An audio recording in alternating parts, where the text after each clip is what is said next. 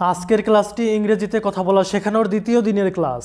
প্রথম ক্লাসে আমি তোমাদেরকে সাবজেক্টগুলো শিখিয়েছিলাম, আর সেই সাবজেক্টগুলো দিয়ে আজকে একটি মাত্র ভার্ব যুক্ত করে শত শত ছোট বাক্য গঠন করা শেখাবো।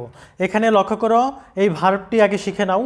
প্লেই, লক্ষ্য করো এটার উচ্চারণটা হচ্ছে প্লেই, মানে হচ্ছে খেলা করা। আজকে এই শব্দটি দিয়ে আমরা অনেকগুলো ছোট ছোট বাক্য শিখব। তোমরা বাক্যগুলোকে এইভাবে তিনটি কলামে লিখবে। আই প্লে আমি খেলি, আই প্লেড আমি খেলেছিলাম, আই উইল প্লে আমি খেলবো। তো এরকমভাবে তিনটি কলামে লিখবে। আমি তোমাদেরকে একটু বড় করে দেখাচ্ছি। এখানে লক্ষ্য করো, আই প্লে আমি খেলি, আই প্লেড আমি খেলেছিলাম, আই উইল প্লে আমি খেলবো। এরপরে লক্ষ্য করো, যদি এই বাক্যগুলোকে তুমি প্রশ্নবোধক বাক্যে রূপান্তর করতে চাও তাহলে কি করবে, যে ডু আই প্লে আমি কি খেলি, ডিড আই প্লে আমি কি খেলেছিলাম, উইল আই প্লে আমি কি খেলবো। আবার দেখো, যদি নাবোধক বাক্য গঠন করতে চাও তাহলে আই ডোন্ট প্লে আমি খেলি না, আই ডিডেন্ট প্লে আমি খেলেছিলাম না, আই ওন্ট প্লে আমি খেলবো না। এরপরে দেখো, নাবোধক প্রশ্নবোধক বাক্য যদি গঠন করতে চাও, ডোন্ট আই প্লে আমি কি খেলি না, ডিডেন্ট আই প্লে আমি কি খেলেছিলাম না, ওন্ট আই প্লে আমি কি খেলবো না। তো এখানে লক্ষ্য করো, এই আই এবং প্লে ভার্বগুলো ব্যবহার করে আমরা 12টি বাক্য শিখে ফেললাম। তো এই যে একটা মাত্র সাবজেক্ট ব্যবহার করে আমরা 12টি সেন্টেন্স গঠন করলাম, 12টি বাক্য শিখলাম। তাহলে আমরা টোটাল গত ক্লাসে 11টি সাবজেক্ট শিখেছিলাম এবং কিছু 11টি সাবজেক্টের 11টি অবজেক্ট শিখেছিলাম এবং পসেসিভ ফর্ম শিখেছিলাম। তো সেখান থেকে আজকে আমরা সাবজেক্টটি নিয়ে নিয়েছি।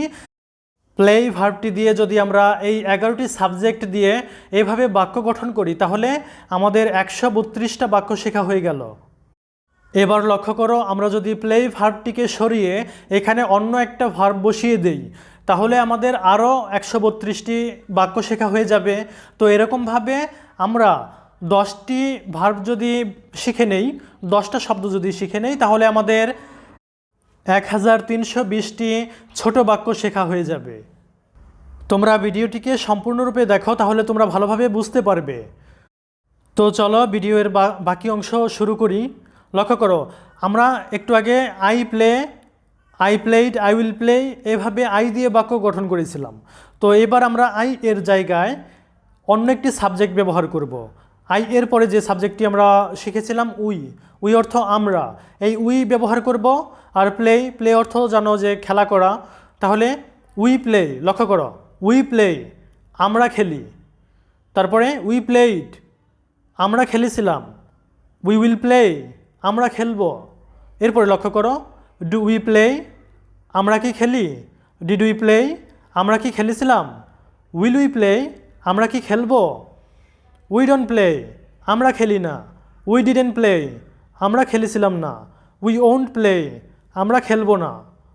ডোন্ট উই প্লে আমরা কি খেলি না, ডিডেন্ট উই প্লে আমরা কি খেলেছিলাম না, ওন্ট উই প্লে আমরা কি খেলবো না। এখানে একটা বিষয় লক্ষ্য রাখবে, বাংলায় যদি ব যুক্ত হয় তাহলে ইংরেজিতে উইল যুক্ত হবে। যেমন উই উইল প্লে আমরা খেলবো। লক্ষ্য করো, উই অর্থ আমরা, প্লে মানে খেলা করা। তো উই প্লে মানে আমরা খেলি, কিন্তু যদি আমরা বলি যে আমরা খেলবো তাহলে বাংলায় ব আসতেছে, তাই আমাদের ইংরেজিতে উইল ব্যবহার করতে হবে। উই উইল প্লে আমরা খেলবো।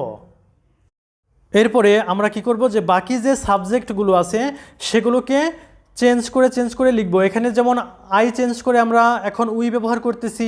তো উই এর 12টা বাক্য আমাদের শেখা হয়ে গেলে, প্র্যাকটিস করা হয়ে গেলে আমরা কি করব, উই এর জায়গায় আবার অন্য একটা সাবজেক্ট বসাবো। আমরা শিখেছিলাম দেই অর্থ তারা, এখন উই এর জায়গায় যদি আমরা দেই ব্যবহার করি তাহলে কি হবে, যে যেখানে যেখানে উই আছে আমরা সেখানে দেই ব্যবহার করব। উই প্লে এখানে আমরা লিখব যে দে প্লে মানে তারা খেলে। তারপরে উই প্লেইড আছে, এখানে আমরা লিখব দে প্লেইড মানে তারা খেলেছিল। তারপরে উই উইল প্লে আছে, এখানে আমরা কি লিখব, যে দে উইল প্লে।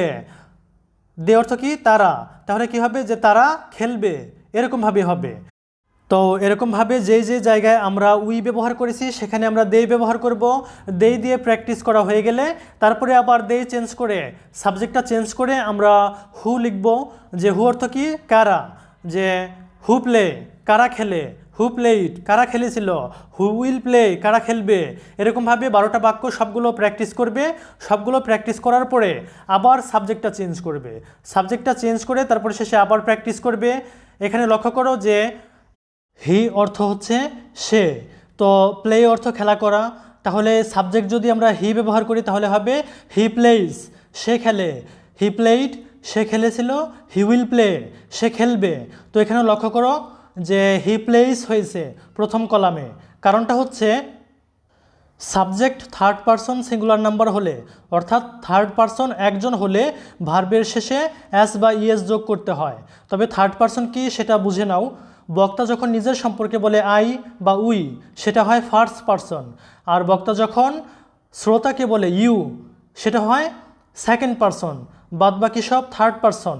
তো এটা সুন্দর একটা ছড়া আছে যে আমি তুমি ছাড়া এ ধারাতে আছে যারা থার্ড পারসন তারা, অর্থাৎ আই উই এবং ইউ ছাড়া বাকি সব কিছু থার্ড পারসন। আর থার্ড পারসন একজন হলে মনে রাখবে যে ভার্বের সাথে এস বা ইএস যোগ করে দিতে হবে। তো এখানে লক্ষ্য করো যে হি একজন, হি বলতে কি বোঝায় সে, সে মানে হচ্ছে একজন, তাই আমরা কি করব যে প্লেই ভার্বের সাথে এস যুক্ত করে দিব, হি প্লেইজ সে খেলে। এই চেঞ্জটুকু তোমরা লক্ষ্য রাখবে।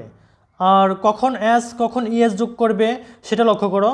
কোনো শব্দের শেষে O, X, Z, S, double S, S H বা সিএইচ বাংলা চ এর মতো যদি উচ্চারণ হয় তাহলে সে শব্দের শেষে ইএস যোগ করবে। যেমন উদাহরণস্বরূপ দেখো গো, গোজ, ক্লাস, ক্লাসেস। এখানে গো শব্দের শেষে ও আছে তাই আমরা ইএস যোগ করেছি, আবার ক্লাস শব্দের শেষে ডাবল এস আছে তাই আমরা ইএস যোগ করেছি। তো যখন শব্দের শেষে O, X, Z, S, double S, CH বা এসএইচ থাকে তখন তোমরা ইএস যোগ করবে, অন্যথায় শব্দের শেষে এস যোগ করবে। তো আমাদের সাবজেক্ট যেহেতু একজন, থার্ড পারসন একজন, তাই আমরা কি করব যে প্লেই ভার্বের সাথে এস যোগ করে দিব, প্লেইজ, হি প্লেইজ সে খেলে, হি প্লেইড সে খেলেছিল, হি উইল প্লে সে খেলবে। এরপরে লক্ষ্য করো ডাজ হি প্লে সে কি খেলে। লক্ষ্য করো প্রশ্নবোধক বাক্য গঠন করলে তখন আমরা কি করছিলাম যে পূর্ববর্তী সাবজেক্টের বেলায় do we play, do I play, do they play এভাবে ব্যবহার করছি ডু, কিন্তু এখন ডু ভার্বের সাথে ইএস যোগ করে দিতে হবে আমাদের, কারণ এখন আমাদের সাবজেক্টটা চেঞ্জ হয়ে গেছে, সিঙ্গুলার হয়ে গেছে, সাবজেক্টটা এখন আছে হি, তাই আমরা ব্যবহার করব ডাজ, ডাজ হি প্লে সে কি খেলে, ডিড হি প্লে সে কি খেলেছিল, উইল হি প্লে সে কি খেলবে। শুধুমাত্র প্রথম কলামটা চেঞ্জ হবে, ডাজ হবে, আর পরবর্তী কলামগুলো আগের মতোই হবে। এরপরে দেখো হি ডাজেন্ট প্লে সে খেলে না, হি ডিডেন্ট প্লে সে খেলেছিল না, হি ওন্ট প্লে সে খেলবে না। ডাজেন্ট হি প্লে সে কি খেলে না, ডিডেন্ট হি প্লে সে কি খেলেছিল না, ওন্ট হি প্লে সে কি খেলবে না। Subject third person singular number হলে তখন এরকমভাবে হবে। তো তোমরা লক্ষ্য করো যে থার্ড পারসন সিঙ্গুলার আর কি কি সাবজেক্ট রয়েছে, শি রয়েছে, মেয়েদের ক্ষেত্রে শি ব্যবহার করা হয়, তারপরে ইট রয়েছে, এরপরে কারোর নাম, এছাড়াও আরেকটা রয়েছে যেটা হচ্ছে হু, হু অর্থ কারা, আবার সিঙ্গুলার হিসেবেও এটাকে ব্যবহার করা হয় কে, একজন অর্থেও হয় একাধিক অর্থেও হয়। যখন তুমি হু একজনকে নির্দেশ করবে তখন হবে হু প্লেইজ কে খেলে, হু প্লেইড কে খেলেছিল, হু উইল প্লে কে খেলবে, এরকম হবে। তো এখানে সাবজেক্ট যদি লক্ষ্য করো হি এর জায়গায় আমরা অন্য একটা ব্যবহার করি, যদি কারো একজন ব্যক্তির নাম ব্যবহার করি কিংবা কোনো একটা বস্তুর নাম ব্যবহার করি, তো এখানে আমাদের কি হবে যে ভার্বের সাথে এস রাখতে হবে। যেমন হি প্লেস সে খেলে, এখন হি অর্থ সে, আমরা যদি হিটাকে চেঞ্জ করে বলি যে রহিম প্লেস তাহলে কি হবে রহিম খেলে, তখন অর্থটা হবে রহিম খেলে।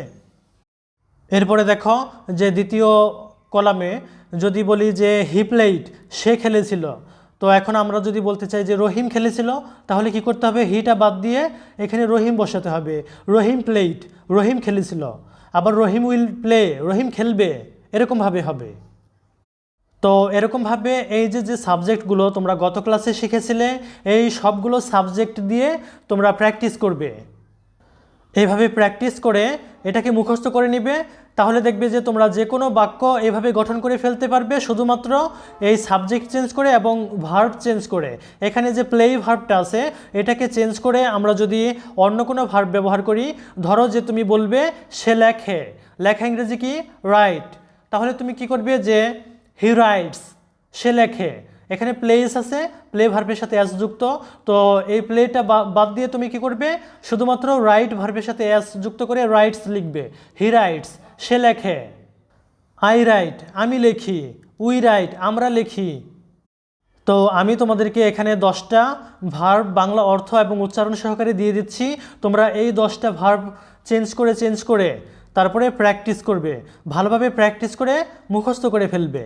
তো এখানে লক্ষ্য করো, প্লেই অর্থ খেলা করা, রাইট অর্থ লেখা, গো অর্থ যাওয়া, ইট অর্থ খাওয়া, ড্রাইভ অর্থ চালানো। তো এখানে লক্ষ্য করো এই ভার্বগুলো আমি তোমাদেরকে দিয়ে দিচ্ছি।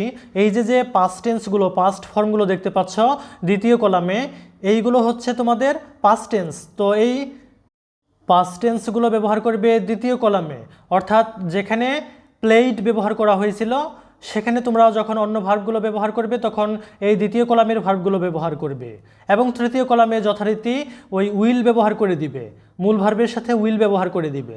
যেমন আই উইল প্লে, আমি খেলবো। তো এখানে যদি তুমি অন্য ভার্ব ব্যবহার করতে চাও প্লে এর জায়গায়, যদি তুমি বলো যে আমি যাব, তাহলে কি করবে, প্লে এর জায়গায় গো ব্যবহার করবে, আই উইল গো। এভাবে আই উইল গো, আমি যাব। তো তোমরা এই 10টা ভার্ব মুখস্থ করবে, তারপরে যেভাবে আমি দেখিয়ে দিলাম এই 11টা সাবজেক্ট ব্যবহার করে এই 10টা ভার্ব চেঞ্জ করে তোমরা প্র্যাকটিস করে মুখস্থ করে নিবে। তো এভাবে তোমরা প্লে ভার্বটিকে চেঞ্জ করে অন্য একটি ভার্ব ব্যবহার করলে আরও 132টা বাক্য শেখা হয়ে যাবে। আবার সেটা পরিবর্তন করে তুমি যদি আরও একটা নতুন ভার্ব শিখে নাও তাহলে তোমার আরও 132টা বাক্য শেখা হয়ে যাবে। তো এরকমভাবে এই 10টি ভার্ব যদি ব্যবহার করো তাহলে তোমাদের 1320টি নতুন বাক্য শেখা হয়ে গেল। তাই তোমরা এগুলোকে এরকমভাবে 3 কলামে লিখে তারপরে ভালোভাবে প্র্যাকটিস করবে। ধন্যবাদ সবাইকে। আজকের ক্লাস এখানেই সমাপ্ত করছি।